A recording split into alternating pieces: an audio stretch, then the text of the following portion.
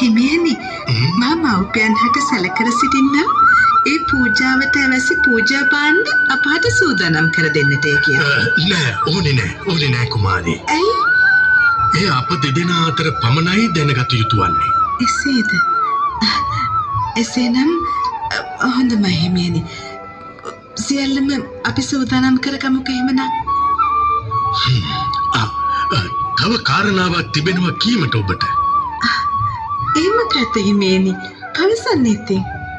ඔබ අපේ විවාහ මංගල්‍යදා සැරසුණු විලස සියලු රන් රිදී මුතුමැණික් ආභරණයන්ගෙන් සැරසී යා යුතුයි මා සමග.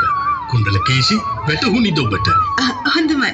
මා එලෙස සූදානම් වෙන්නම් හිමියනි සත්තක.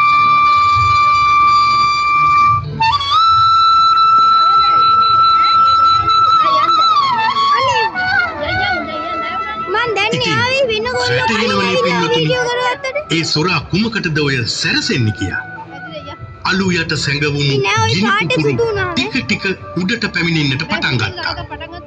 නමුත් කුණ්ඩලකේසි සිටු කුමාරිට මදක්වත් වැටහුණේ නැහැ.